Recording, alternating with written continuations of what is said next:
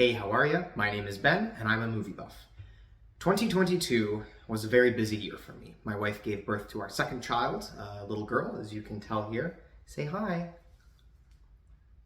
Two of my brothers got married, so I was in both of those wedding parties.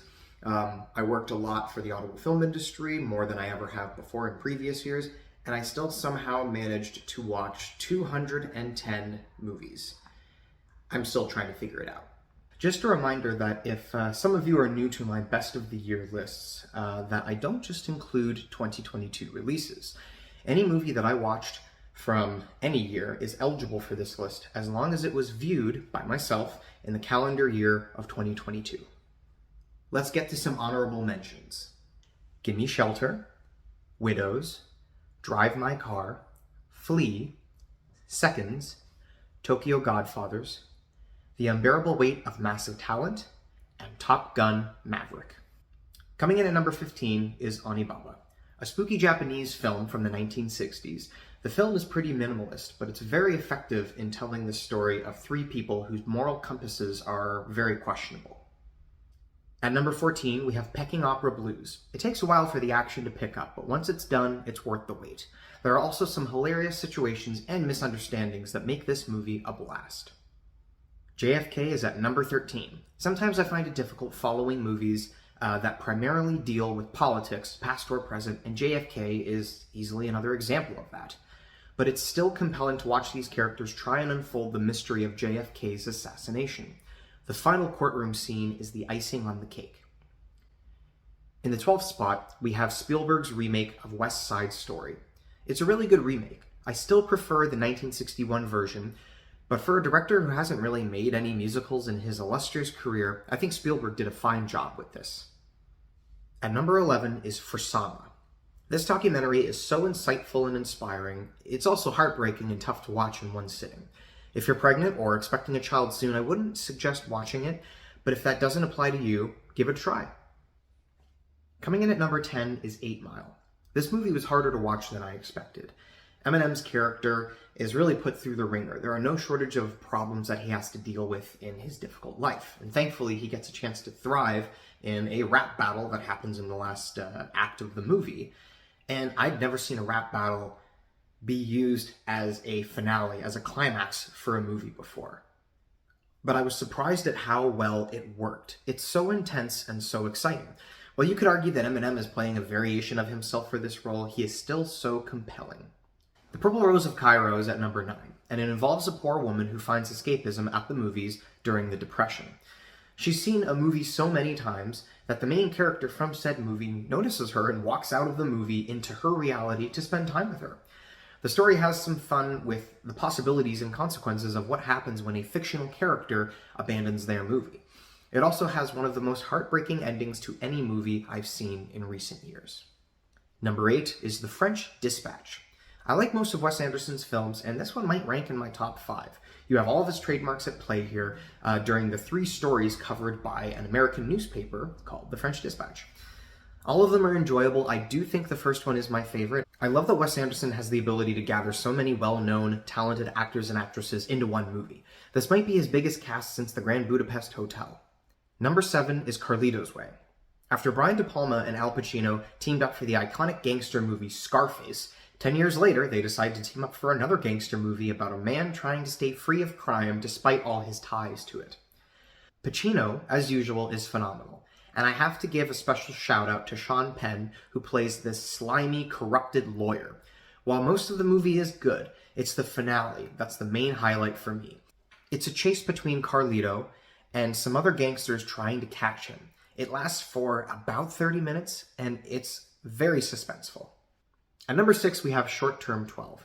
You know how people are always talking about that one movie that was snubbed by the Oscars in a given year? I would say Short Term 12 is a really wonderful movie and was totally snubbed at the Oscars. I think it should have been nominated for at least 4 or 5 Oscars.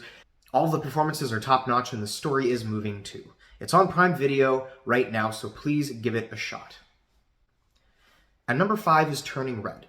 Pixar really is the king of animation. After so many moving and funny stories about toys, trash compacting robots, superheroes, and rats, we get a story about a young girl who's going through some big changes in her life. This idea of a young girl transforming into a large red panda is a clever twist on the Wolfman or the Hulk. In both of these examples, the scary physical change happens to an adult man. Here, it happens to a young girl who isn't out to save the day or kill someone due to rage. She's just a girl trying to navigate her way through life. It also has to deal with this minor inconvenience. The film is funny, honest, and seeing that it takes place in Toronto, it has some great references for us Canadians. Number 4, The Batman. I have to admit that this film is slow at times, and while it's really 2 hours and 46 minutes long, it feels like it's 4 hours long. Besides that, the movie looks great, has a simple yet haunting main theme, puts emphasis on Batman being a detective, which the Christopher Nolan trilogy, as great as those movies are, they really didn't do much of that. While it does feel long, I like that for a few scenes I thought the movie was almost finished. But when the criminal master plan is finally revealed, everything becomes more interesting and exciting as Batman has to deal with another life or death problem. So by the end of this long film-going experience, you feel more investment both for the city of Gotham and the Caped Crusader himself.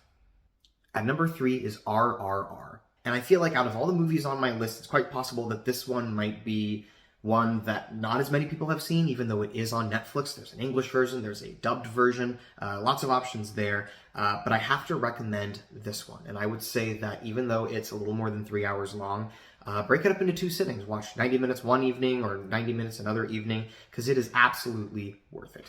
This movie is amazing for a few reasons. One, it is so much fun. If you're a fan of action cinema, like myself, you'll get so much out of this epic film.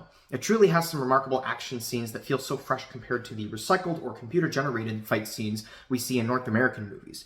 Also, this movie completes the near-impossible balancing act of throwing so many different elements/genres at you that all feel like they can work in the same space. RRR features moments of heartbreak, comedy, action, excitement, romance, a bit of loose history, a musical number which features a song that will stay in your head rent-free for a long time, another song sung by a dude who's getting tortured by someone who he thought was his friend, and many moments that will make you feel warm and fuzzy inside. Number 2, Everything, Everywhere, All at Once. It seems in recent years that we've been getting more stories involving multiverses, which I don't find surprising, seeing as there are lots of cool and exciting possibilities for stories when you introduce multiple realities. I think this film might have done it best so far. This is the kind of story where there is so much happening for long periods of time, and because there are multiple realities present, you really have to pay attention. While it can be exhausting given the 139-minute running time, it makes such a rewarding experience.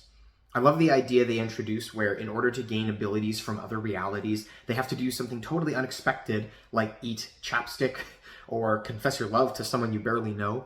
Michelle Yeoh dominates her performance emotionally and physically, but it's Ke Huy Quan who effortlessly has to give us so much exposition about the rules of this world. And he has some really cool fight scenes as well. Number 1 is Coda. Coda is about a girl who is a child of deaf adults. She has a brother who is also deaf. She speaks English and understands ASL, which makes her, by default, the interpreter for her family.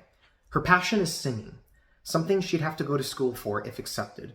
But her family needs her as the interpreter for a business they just started. I think we're all familiar with the story of someone wanting to follow their dreams, but their family or friends just don't understand. This film has a pretty cool twist on that idea, because it's not so much that her family doesn't want to understand, but they literally can't. So our main character truly has some difficult conflict while trying to decide whether she wants to attempt to follow her own path and step off the path of her family's, or give up her dream to stay on her family's path. No movie that I saw in 2022 had a story or characters that affected me more than Coda, and that is why it is my favorite movie that I saw last year. So, what did you think of that list? Please let me know what were some of your favorite movies that you saw last year. Did you see any of the ones that I talked about? Thank you so much for watching, and we'll see you in the next one.